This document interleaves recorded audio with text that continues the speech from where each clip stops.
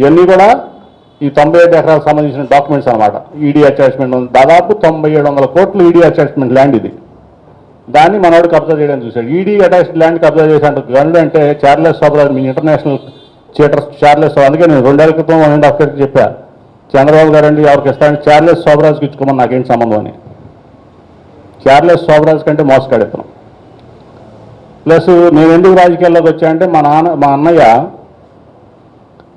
మా భార్య మీద కేసు పెట్టాడు అని చెప్తూ ఉంటాడు అతను మీ మీడియాలో చాలాసార్లు వినుంటారు.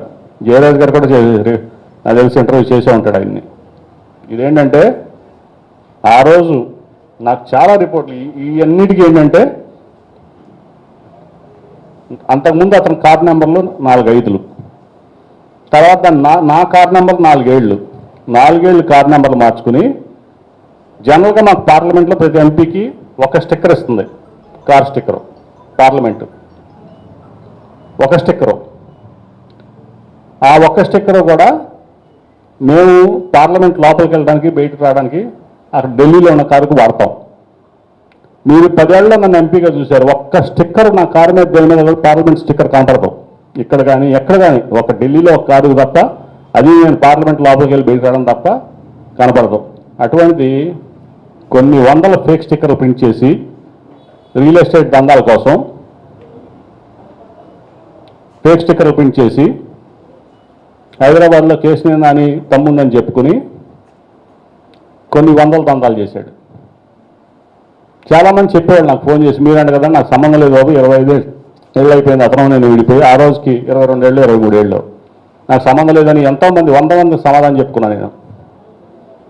ఆ పరిస్థితిలో అతనే మహానాడికి వెళ్తా 2022 మహానాడికి, ఒంగోలు మహానాడికి వెళ్తా తన ఫేస్బుక్లో పెడుతున్నాడు ఇది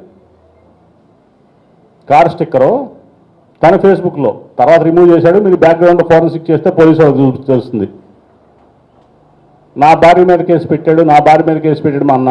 ఇదిగో ఇది ఎఫ్ఐఆర్ కాపీ, మీరు చూడండి. ఎవరి మీద కేసు పెట్టాను నేను ఎవరి మీద కేసు పెట్టలా. నేనేం చెప్పానంటే పార్లమెంట్కి నేను లెటర్ రాశా, ఇట్లా నా ఫేక్ స్టిక్కర్లు నా స్టిక్కర్లు ఇట్లా సర్క్యులేట్ అవుతున్నాయి, మీ దృష్టిలో ఏమైనా ఉందా, నా బాధ్యతగా. మీరు చూశారు ఎన్నో స్టిక్కర్లు. మొన్న కూడా కొత్త పార్లమెంట్లో అటాక్ అయింది. కొత్త పార్లమెంట్ మీరు చూశారు కదా, పార్లమెంట్ భవనం కట్టంగానే స్మోక్ బాంబ్స్ వేశారు.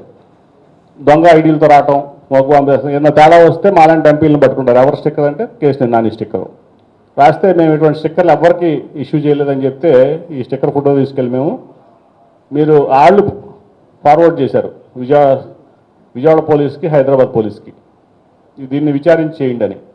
దీంట్లో ఎక్కడా పేరు ఉండదు, ఓన్లీ బండి నెంబర్. అతను ఏదైతే ఫేస్బుక్లో పెట్టుకున్నాడో ఫేక్ ఎంపీ అంటే ఒక ఎంపీ కాకముందే పార్లమెంట్ స్టిక్కర్లు ప్రింట్ చేయించేసి పార్లమెంటు ఐడీలతో దందాలు చేసి ప్రజలను మోసం చేసి, అదేంటంటే మా అన్నయ్య మా భార్య మీద కేసు పెట్టాడు, అందుకే రాజకీయాల్లోకి వచ్చానని ఒక నెరేటివ్ బిల్డ్ చేశాడు. ఇది చూడండి ఎఫ్ఐఆర్. పలానా కారు ఫేక్ స్టిక్కర్ వాడుతున్నారు, ఇది ఎవరితో ఏంటో చూసి విచారించి దీన్ని అరికట్టండి అని మాత్రమే నేను రాశాను. తప్పనది జర్నలిస్ట్గా మీరు చెప్పండి, నేను రాయాలా వద్దా, నా బాధ్యత ఉందా లేదా? పార్లమెంట్ స్టిక్కర్ ప్రింట్ చేయడం కరెక్టా రాంగా? పార్లమెంట్ ఐడి దొంగ ప్రింట్ చేయడం కరెక్టా రాంగా? ఏమండి ఏమ్మా, క్రిమినల్ అఫెన్స్. నేను చేసిన తప్పేంటి అంటే నా స్టిక్కర్లు వేసి తిరుగుతా అది ప్రూఫ్లతో దొరికి పార్లమెంట్కి మేము అడిగితే ఇదంటే దీన్ని విచారించి అరికట్టండి అని మేము పోలీసులు పెడితే మా భార్య మీద కేసు పెడతాం. ఆ కారు ఎవరి పేరు ఉందో నాకేం తెలుసు. ప్లస్ ఇంకోటి ఏంటంటే ఇతను ఎప్పుడు నీకు చెప్పే కదా, ఇన్ని చూపించాను, ఇతనికి డిన్ లేదు, ఇన్కమ్ ట్యాక్స్ రిటర్న్ లేదు ఈ మధ్య వరకు, 2020 వరకు, ఈ ఇన్సిడెంట్ దాటే వరకు. భార్య పేరు మీద ఉంటాయో, కొడుకు పేరు మీద ఉంటాయో, బినామీల పేరు మీద ఉంటాయో ట్రాన్సాక్షన్స్ మాకు తెలియదు. చేసే అన్ని తప్పుడు పనులు. అదేంటంటే నా భార్య మీద కేసు పెట్టారు. నీ భార్య మీద నేను పెట్టలేదు. రేపు తప్పు జరిగితే నన్ను బ్లేమ్ చేయకుండా నేను సేవ్ చేసుకోవడం కోసం నేను పెట్టాను. అది నా తప్ప. అది ఫేక్ స్టిక్కర్ ప్రింట్ చేయటం ఏంటి, అదేంటంటే బ్లేమ్ చేయటం ఏంటి, అదేంటంటే ఈనాడు రాస్తుంది ఎంపీ సోదరుడు భార్య మీద కేసు పెట్టాడు. ఏమని పెట్టాడు ఎంపీ?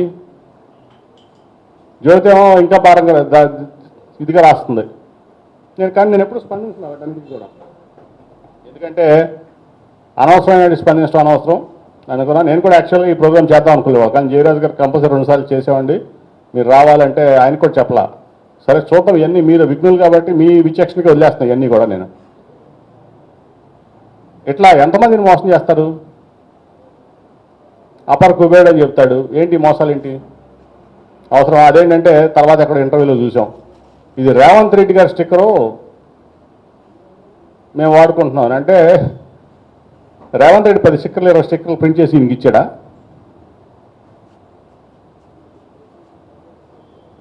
ఒక ముఖ్యమంత్రి, ఆ రోజు ముఖ్యమంత్రి కాదు ఎంపీ, ఈయన ప్రింట్ చేసి 4 ఏళ్ళ కారు స్టిక్కర్ రేవంత్ రెడ్డి ఇచ్చాయంట.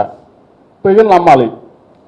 అయినా ఒక స్టిక్కర్ ఉంటుంది ఏ ఎంపీకైనా, అది ఢిల్లీలో ఉంటుంది, ఢిల్లీలో వాడుకోవాలి, పార్లమెంట్ లోపలికి బయటికి వచ్చే కారుకు వాడుకోవాలి. నువ్వు స్టిక్కర్ ప్రింట్ చేయటం ఏంటి?